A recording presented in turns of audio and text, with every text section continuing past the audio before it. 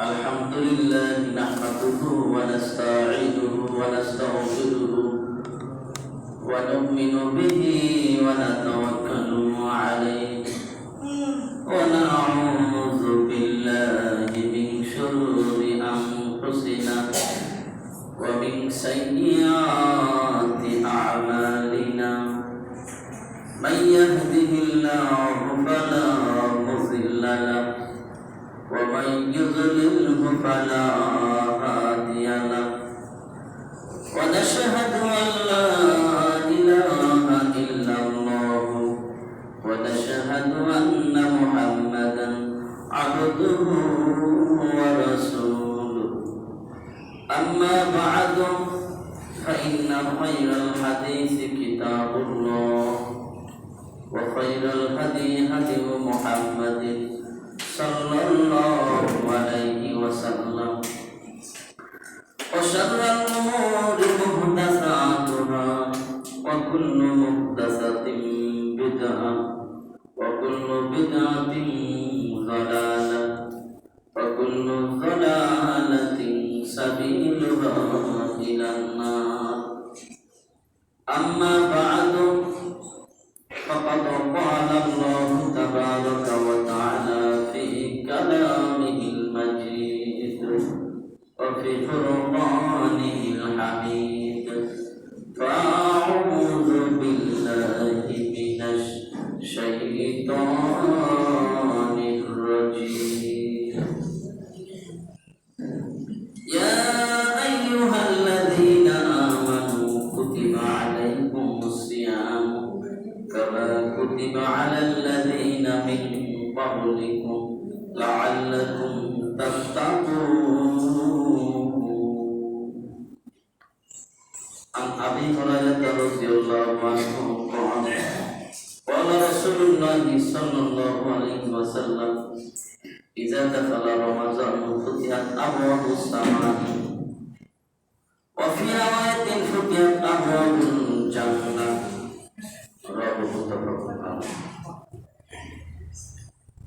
উপস্থিত সম্মানিত মুসলিম کرام পর্দার আড়ালে আমার পর্দানশীল মা ও ভগ্নীগণ, প্রশংসা মাত্রই আল্লাহ পাক রব্বুল আলামিনের দরবারে যে আল্লাহ পাক রব্বুল আলামিন আমাদের যাদেরকে ভালোবেসেছেন তারাই কত মুহূর্তে জামে মসজিদে আসতে পেরেছি। এই জন্য আমরা সকলে এসে মহামুদ্রা শুকরিয়া করতে বলি আলহামদুলিল্লাহ।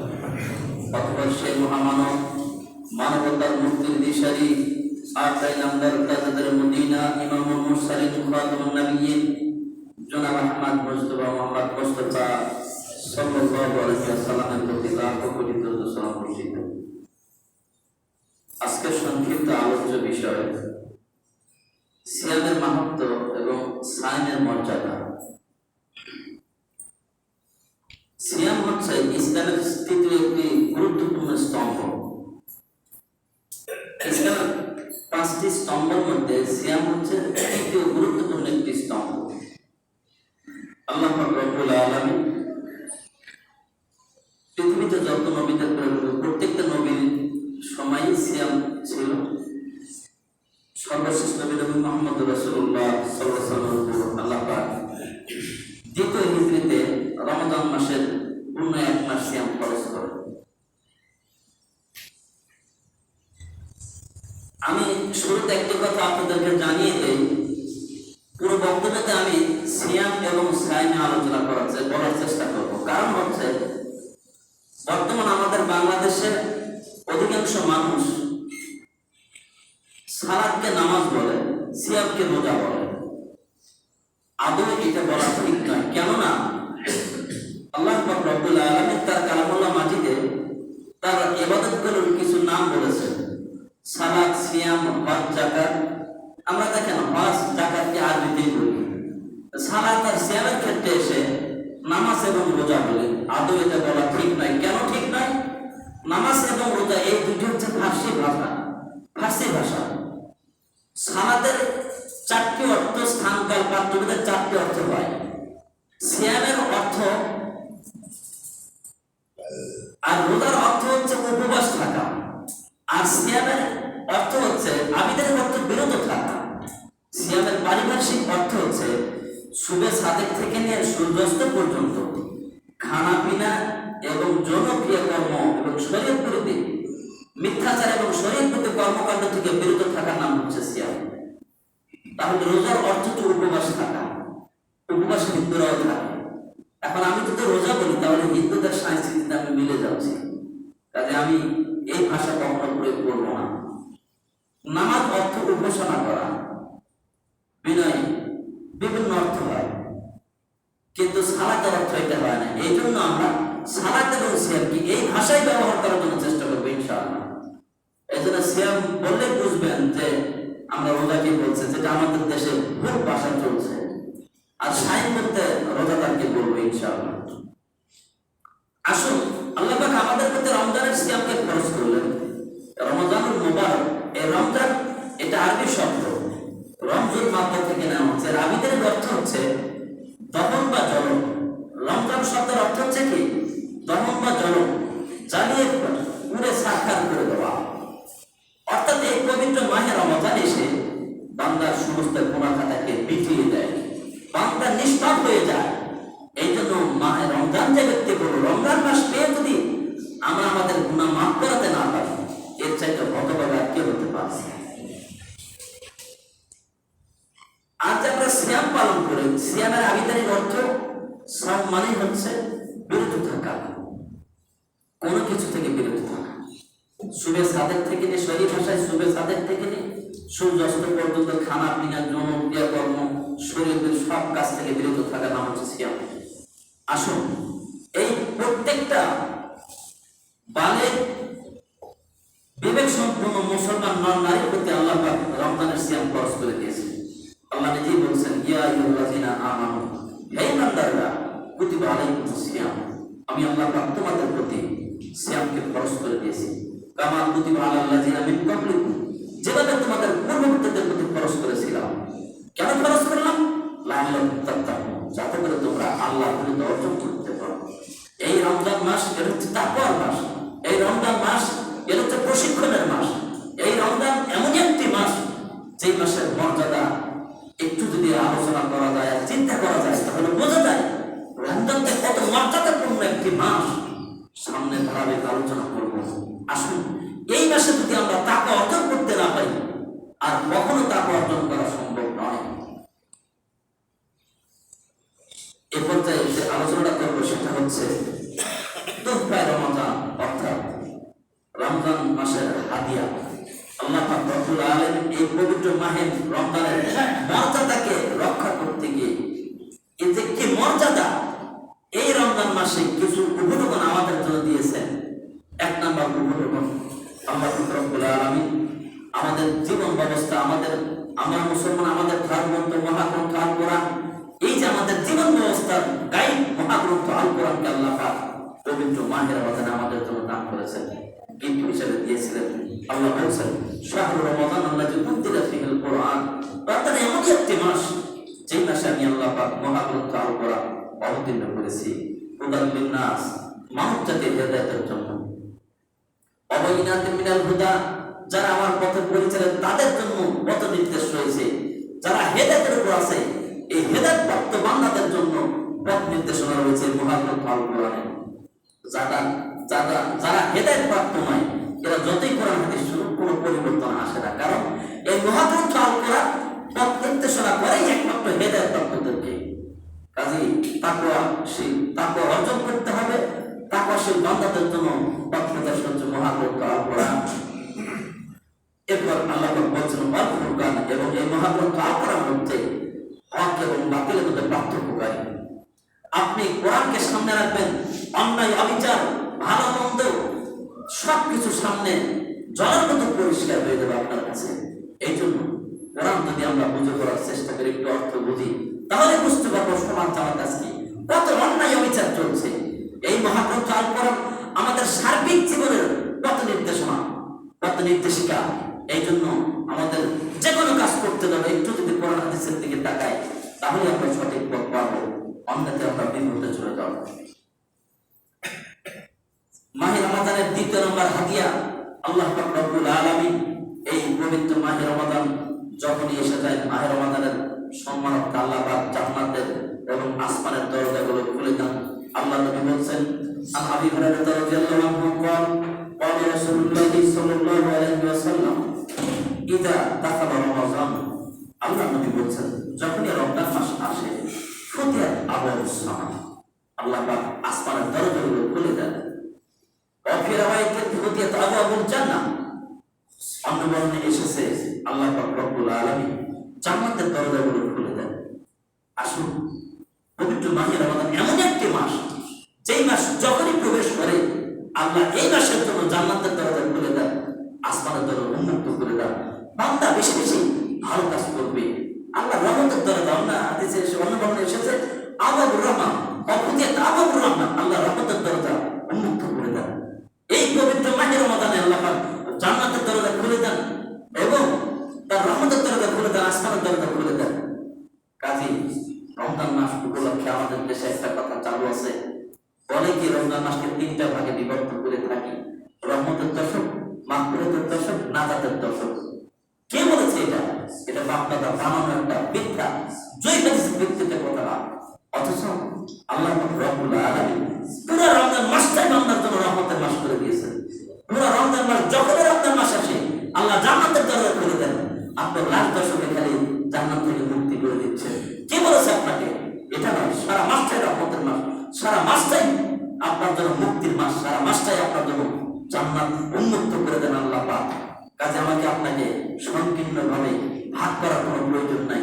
এটা শরীয়ত সমাজের জয়ীহাদিসের ভিত্তিতে সমাজে চালু রয়েছে। এই জন্য দেখবেন আমাদের আহলে হাদিস ক্যালেন্ডার গুলোতে আমরা এই জিনিসটা দেই না, রহমত, মাগফিরাত, নাজাত, এই ভাগটা আমরা করি না। পুরো মাসটাই রহমতের মাস, পুরো মাসটাই নাজাতের মাস, পুরো মাসটাই হচ্ছে মাগফিরাতের মাস।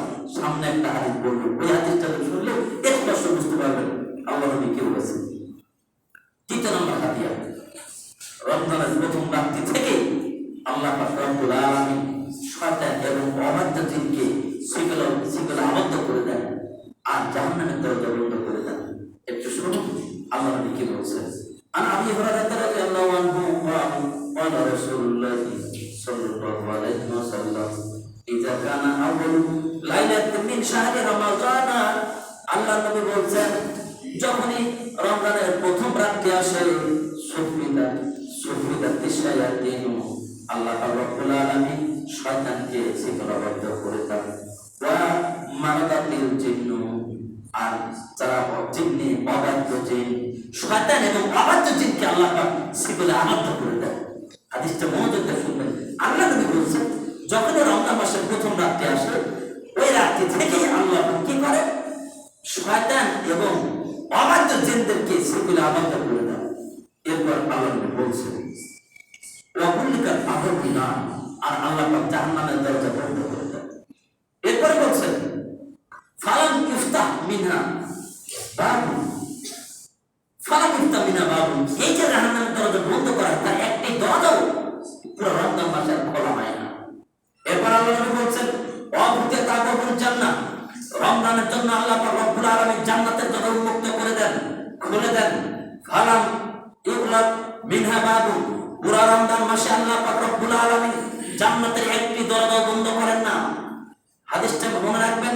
আল্লাহ নবী বলছেন রমজানের প্রথম রাত্রি যখনই আসে আল্লাহ পাক শয়তান এবং অবাধ্য জিনদেরকে জেল শিকলে আবদ্ধ করে দেন। এরপর আল্লাহ পাক জাহান্নামের দরজা বন্ধ করে দেন। পুরো রমজান মাসে একটি দরজা খোলা হয় না। আল্লাহ নবী আরো বলছেন আল্লাহ পাক রমজান মাস উপলক্ষে প্রথম রাত্রি থেকে জান্নাতের দরজাগুলো খুলে দেন, একটি দরজা বন্ধ করা হয় না। এরপর আল্লাহ নবী বলছেন ওয়া ইউনাদি মুনাদিন, এরপর একজন আহ্বানকারী আহ্বান করতে থাকেন, অর্থাৎ একজন আহ্বানকারী ফেরেশতা আহ্বান করতে থাকেন আর তিনি বলতে থাকেন ইয়া বাকিয়াল খায়রি, হে কল্যাণের অগ্রযাত্রী, হে কল্যাণ অন্বেষণকারী, যে ব্যক্তি ভালো চাও, ভালো অন্বেষণ করো। আল্লাহ নবী বলছেন আকবিল, তুমি অগ্রসর হও। ওই যে ফেরেশতা একজন আহ্বানকারী আহ্বান করতে থাকেন ইয়া বাকিয়াল খায়রি, হে কল্যাণের অন্বেষণকারী, তুমি আকবিল, অগ্রসর হও, বেশি বেশি ভালো কাজ করো, বেশি বেশি কল্যাণ কামনা করো। এরপর আল্লাহ নবী বলছেন ওই ঘোষণাকারী আরো বলতে থাকেন ইয়া বাকিয়াল শাররি, হে খারাপ অন্যায় খারাপ কাজের অন্বেষণকারী,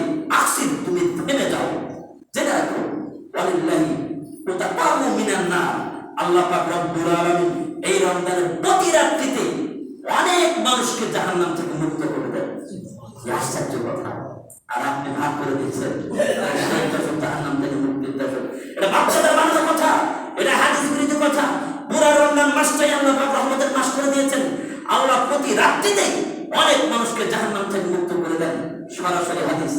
এরপর আমরা বলছি ওয়াজালকে কুল্লা লাইলাতিন, এভাবে প্রত্যেকটা রাতেই আল্লাহ পাক অনেক মানুষকে জাহান্নাম থেকে মুক্ত করে দেন। হাদিসটা আপনি তিরমিজি শরীফে আছে, ইবনে মাজাহ রয়েছে বাংলাদেশের হাদিস নাম্বার 1864 নম্বর হাদিস।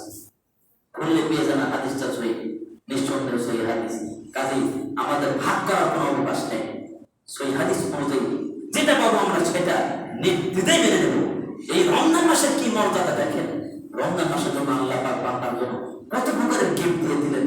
আর আমরা এই রমজান মাসকে যদি মূল্যায়ন করতে না পারি, আমার আপনার মতো কত বড় আজকে হতে পারে।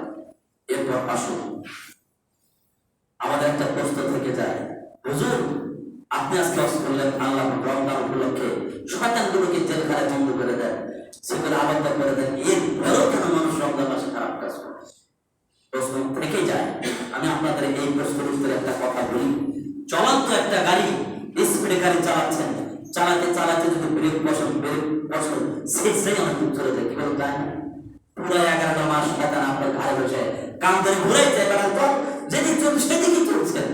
যদি আল্লাহ শয়তানকে বন্দি করে তবে ওই রিয়াকশন চলতেই থাকে। তবে হ্যাঁ, হাদিসের বাস্তবতা দেখেন, যেই রমজান মাস আসে প্রথম সপ্তাহ আল্লাহ দিলে শয়তান মনে ভালো হয়ে যায়।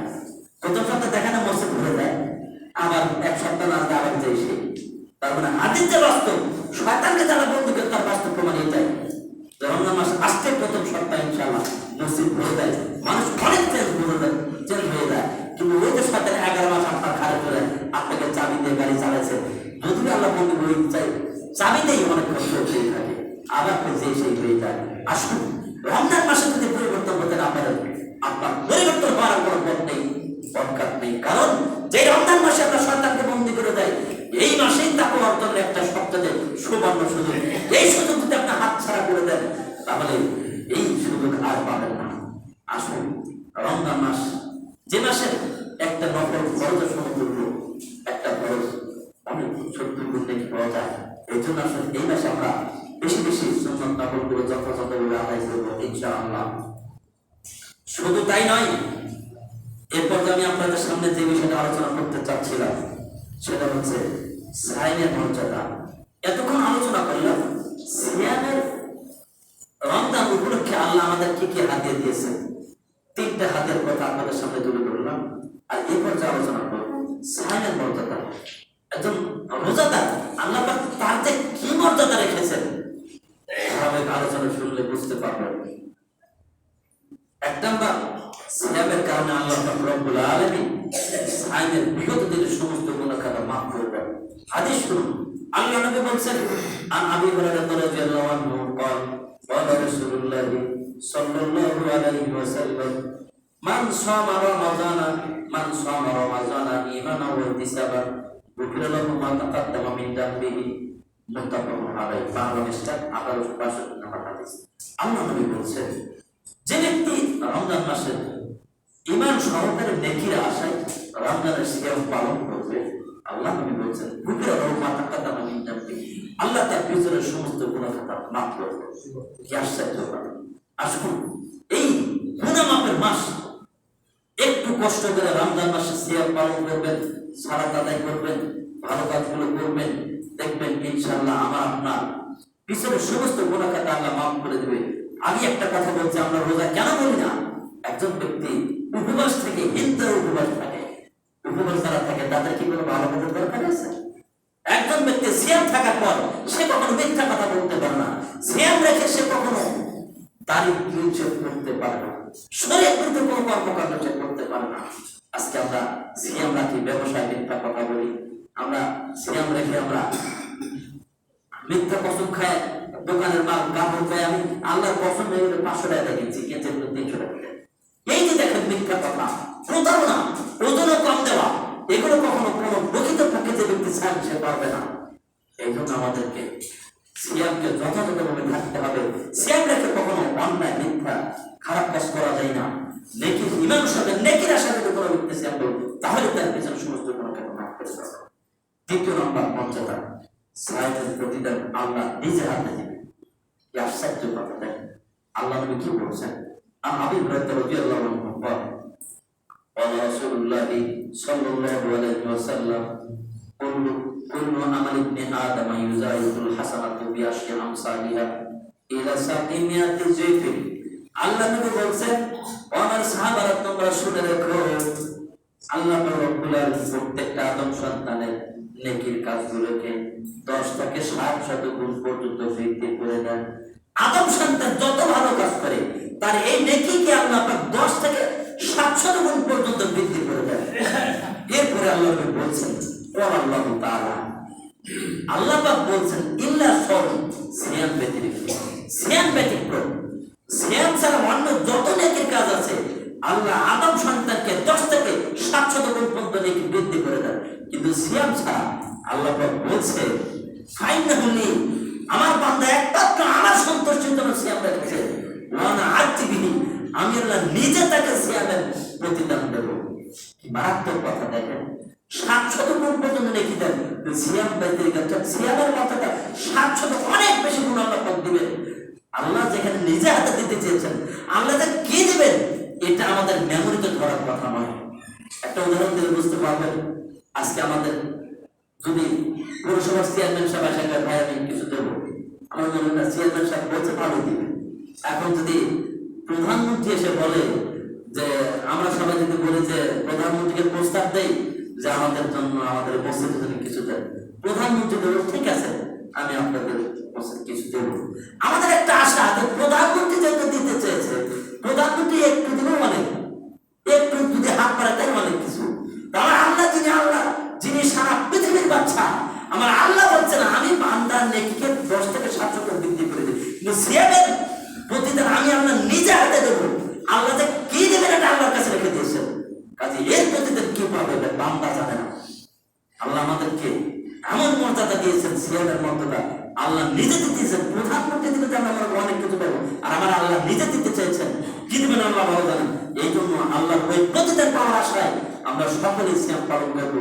10 বছর জারি পার হয়েছে, এমন কোন সন্তানকে সিয়াম থেকে বিরত রাখা চলবে না। বাবা মা আদর করে বলবেন, বাবা তো শরীর নষ্ট হয়ে যাবে, সামনে পরীক্ষা, কোচিং আছে, সিয়াম থাকছে না। আমার তো অনেক ছেলেপেলেদের প্রাইভেট পড়ায়, ছেলেপেলেরা এই সিয়াম রাখে না কেন, আব্বা আমি ডাকে না, শরীর খারাপ হয়েছে। আমি তখন শুনে খুব কষ্ট লাগে, আফসোস লাগে। ছেলেকে থাকতে চাই, বাবা মা হিসাব করি কি বাবা মা নামে কলঙ্ক, এগুলো বাবা মা নামে কলঙ্ক। কলঙ্ক যে বাবা মা সন্তানকে ভালো কাজ করতে উদ্বুদ্ধ না করে, ভালো কাজ থেকে বিরত থাকতে উদ্বুদ্ধ করে, এর মধ্যে কোনো কথা বাবা মা থাকার সাথে না থাকে অনেক ভালো। সন্তানের সাথে ভালো, সন্তানের যে মেহনত সেই কাজ।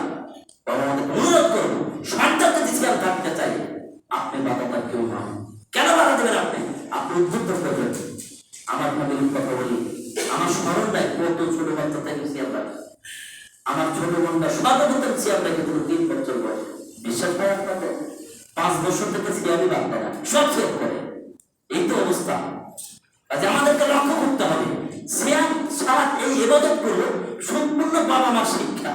বাবা মা যদি সালাত আদায় করে, আমার যমজ বাচ্চা, ছোট ছোট বাচ্চা, যে নানি বাবার আম্মু সালাত করতে হেজাব দিয়ে চলে যায়, সামনে দিয়ে বসে, আবার আঙ্গুল নাড়ায়, মুখ করে, আবার মুখ নাড়ায়, আশ্চর্য হয়ে যাবেন আপনি। 1.5 বছরের বাচ্চা কি মনে করেন? এই জন্য বাবা মা যদি ভালো কাজ করে, সন্তান শিখতে পারত। ছোট ছোট বাচ্চাদের নির্দেশিত তারা দেখে বেশি শেখে। এখন আপনার ঘরে কোরআন পড়া চলবে, আপনার ঘরে সালাত চলবে, আপনার প্রত্যেকটা ঘরে জায়নামাজ থাকবে। বাচ্চা দেখে বুঝবে জায়নামাজে সালাত করতে হবে। আমার ছোট বাচ্চা জায়নামাজের পিছনে সালাত পড়ার জন্য ছেড়ে চলে যায়। আপনি কি এরকম শিক্ষা দিতে হবে না? আর আপনি বলেন যে বাবা তোমার শরীর নষ্ট হয়েছে, বাবা আমাদের অনুরোধ করবো এই কাজ কখনো করবেন না। তাই আল্লাহ নবী বলছেন, এর প্রতিদিন আমি নিজে দেবো। কেননা ইয়াদাউ সালাতাহু ওয়া তা'আমাহু মিন আজলি, কেননা আমার বান্দা একমাত্র আমার জন্যই তার মনোপ্রবৃত্তি এবং খানাপিনা পরিত্যাগ করেছেন। অতএব আমি আমার বান্দার প্রতি সন্তুষ্ট, আমি নিজে তার পুরস্কার দেবো।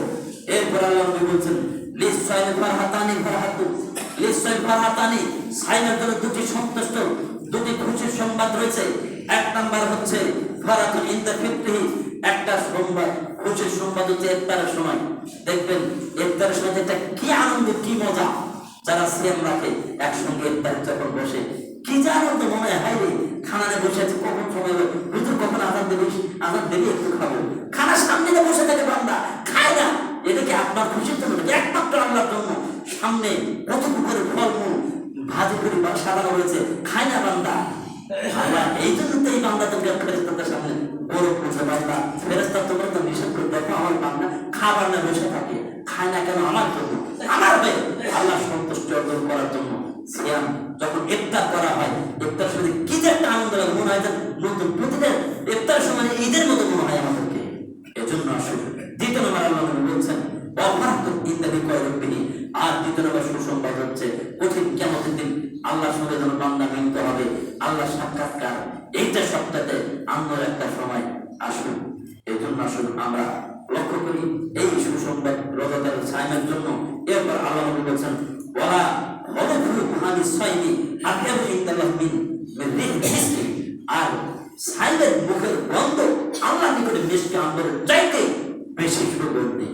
চিন্তা করেন, আল্লাহ আমাদেরকে ওই আল্লাহ সন্তুষ্টি অর্জন করার জন্য যথাযথভাবে সিয়াম পালন করার তৌফিক দান করে সকল আল্লাহ। তৃতীয় নম্বর মর্যাদা, সাইমের জন্য ভিআইপি দরজা বরাদ্দ করা হয়। আল্লাহ নবী বলেছেন আন সাহিল ইবনে সাদিন আনি নবী সাল্লাল্লাহু আলাইহি ওয়াসাল্লাম ক্বালা ইন্না ফিল জান্নাতি বাবান ইউকালু লাহু রায়্যান। আল্লাহ নবী বলেছেন নিশ্চয় জান্নাতে অনেকগুলো দরজা রয়েছে। ইউকালু, জান্নাতে একটি দরজা রয়েছে, ইউকালু লাহু রায়্যান, যে দরজাটাকে বলা হয় আর রায়্যান, রায়্যান নামক একটি দরজা রয়েছে। আল্লাহ নবী বলেছেন ইয়াদখুলু মিনহু সাইমুনা, ওই দরজাতে একমাত্র যারা সিয়াম রেখেছে তারাই প্রবেশ করবে। কিয়ামতের দিন রায়্যান নামক দরজাতে একমাত্র সাইম যারা তারাই প্রবেশ করবে। এটা সাইমের জন্য আল্লাহ পাক ভিআইপি আলাদা একটা স্বতন্ত্র একটি দরজা নিযুক্ত করে রেখে দিয়েছেন। এরপর আল্লাহ নবী বলেছেন লা ইয়াদখুলু মিনহু আহাদুন গায়রুহুম, সাইম ছাড়া অন্য কোনো ব্যক্তি ওই দরজাতে প্রবেশ করতে পারবে না। আল্লাহ নবী বলেছেন ফাইদা দাখালু, যখন সাইমরা ওই দরজাতে প্রবেশ করবে, প্রবেশ করা হয়ে যাবে, তাৎক্ষণিক ওই দরজা বন্ধ করে দেওয়া হবে। সাইমরা ছাড়া অন্য কোনো ব্যক্তি ওই দরজাতে প্রবেশ করতে পারবে না। ফালাম ইয়াদখুল মিনহু আহাদুন, সাইম ছাড়া অন্য কোনো ব্যক্তি ওই দরজাতে আর কেউ প্রবেশ করতে পারবে না। আসুন সাইমের জন্য আল্লাহ এই একটা বিশেষ স্বতন্ত্র একটি দরজা নির্ধারণ করে দিয়েছেন। কি মর্যাদা!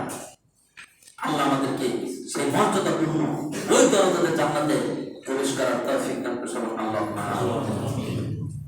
চতুর্থ নম্বর মর্যাদা, সাইনের জন্য জাহান্নাম থেকে বাঁচার ঢাল স্বরূপ। সিয়াম সাইনের জন্য জাহান্নাম থেকে বাঁচার ঢাল স্বরূপ। আল্লাহ নবী বলেছেন আন জাবির আনি নবী সাল্লাল্লাহু আলাইহি ওয়াসাল্লাম ক্বালা ইন্নামা সিয়ামু জুন্নাতুন ইস্তাহিন্নু বিহা আদু মিনান নার। আল্লাহ নবী বলেছেন, জাবির থেকে বর্ণিত, তিনি বলেন রাসূলুল্লাহ সাল্লাল্লাহু আলাইহি ওয়াসাল্লাম বলেছেন নিশ্চয় সিয়াম হচ্ছে ঢাল স্বরূপ, ইস্তাহিন্নু বিহা আদু মিনান নার। এই সিয়ামের মাধ্যমে আল্লাহ পাক জাহান্নাম থেকে বান্দাকে মুক্তি দেন। জাহান্নাম থেকে সিয়ামের মাধ্যমে জাহান্নাম থেকে বান্দা বেঁচে যায়, বাঁচার একটা মাধ্যম। যেভাবে যোদ্ধারা আজকে দেখেন না, প্রশাসন যখন হামলা করে জনগণের উপর, প্রত্যেকটা প্রশাসন বাম হাতে একটা করে ঢাল থাকে, যখন লাঠি বা ঢেল মার পড়ে ফেঁকা দিচ্ছে। অনুরূপ ভাবে জাহান্নাম থেকে বাঁচার একটা মাধ্যম ঢাল হচ্ছে সিয়াম।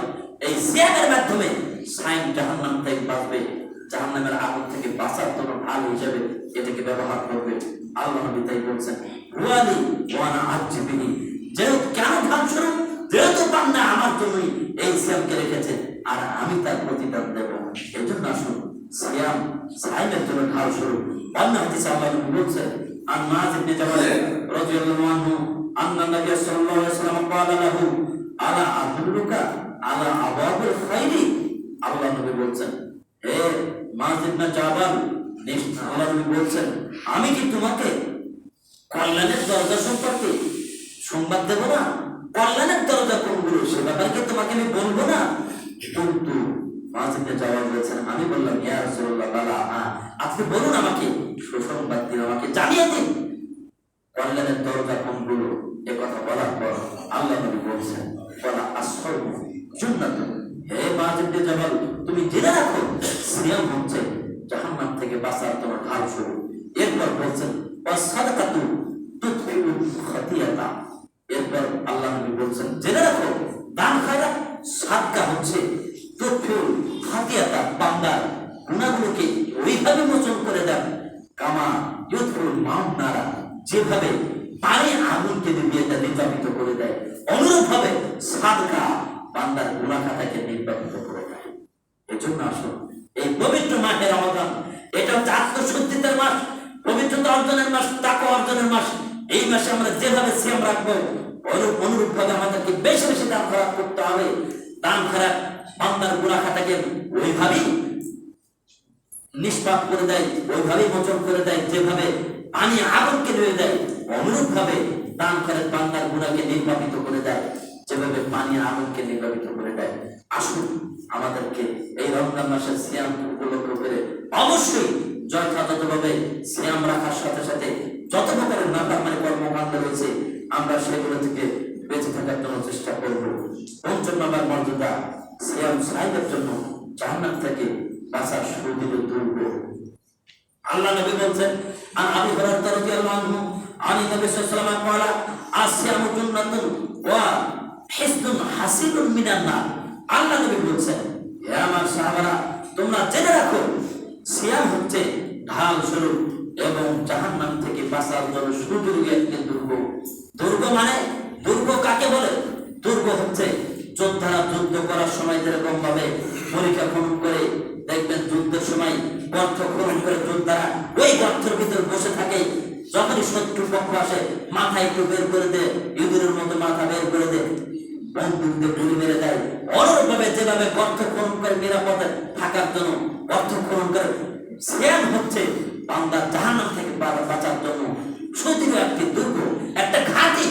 যেরকম ঘাঁটির ভিতরে সৈন্যরা অবস্থান করে শত্রুদের থেকে বাঁচার জন্য, এরপর সময় বুঝে শত্রুরা হামলা করে ভিতরে ঘাঁটিতে থাকে, যেই সুযোগ পেতে তখনই অতর্কিত হামলা করে দেয়। এই জন্য আসুন, জাহান্নাম থেকে বাঁচার জন্য সুদূর একটি দুর্গ হচ্ছে এই সিয়াম। যে ব্যক্তি সিয়াম রাখবে সে জাহান্নাম থেকে বাঁচার জন্য একটা সুন্দর একটা ঘাঁটি পেয়ে গেল, সুন্দর একটা দুর্গ পেয়ে গেল। আসুন, আমাদেরকে সেই দুর্গ অর্জন করতে হবে। ষষ্ঠ নম্বর মর্যাদা, সিয়াম এবং কোরআন কিয়ামতের দিন সাইমের জন্য আল্লাহ দরবারে সুপারিশ করবেন, আর সেই সুপারিশ আল্লাহ কবুল করবেন। হাদিস শুনুন, আল্লাহ নবী তাই বলছেন, আন আব্দুল্লাহ ইবনে আমর আন্না রাসূলুল্লাহ সাল্লাল্লাহু আলাইহি ওয়াসাল্লাম ক্বালা আসিয়ামু ওয়াল কুরআনু ইয়াশফাআন বিল আবদি। আল্লাহ নবী বলছেন, হে আমার সাহাবারা, তোমরা জেনে রাখো কঠিন কিয়ামতের দিন সিয়াম এবং কোরআন এই দুইজনই আল্লাহর দরবারে সুপারিশ করবেন, বান্দার জন্য সুপারিশ করবেন।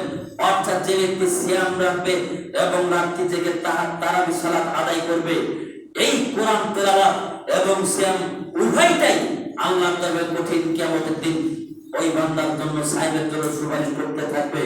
আল্লাহ নবী বলছেন, ইয়াকুলু সিয়াম, কঠিন কিয়ামতের দিন সিয়াম বলতে থাকবে, আইয়ু রাব্বিহি, আমার প্রতিপালক, ইন্নী মানাতুহু তাআলা ওয়া শাহাওয়াতি বিন নাহারি, আয় আল্লাহ, আমি তোমার এই বান্দাকে দিনের বেলায় খানা পিনা এবং পবিত্র কর্মকাণ্ড থেকে তাদেরকে বিরত রেখেছি দিনে।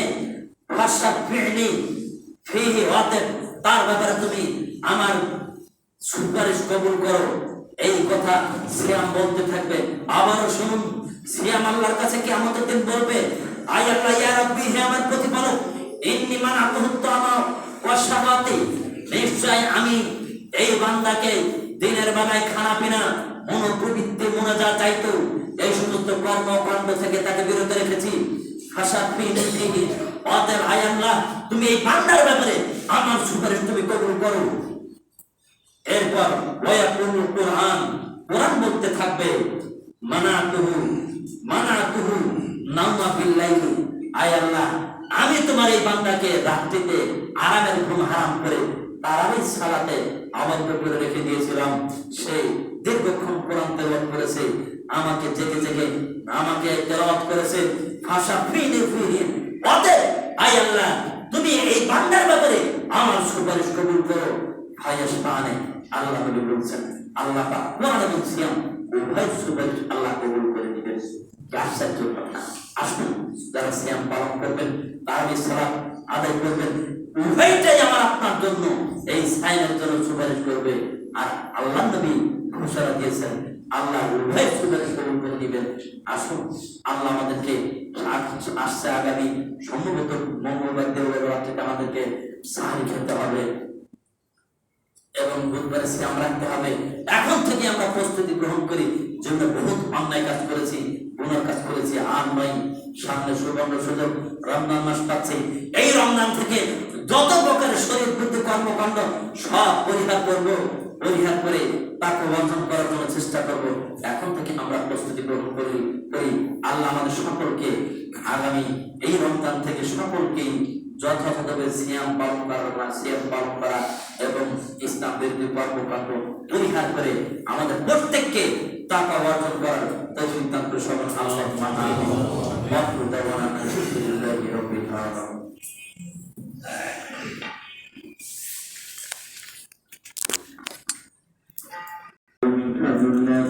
واذكروا الله كثيرا لعلكم تفلحون وإذا رأوا تجارة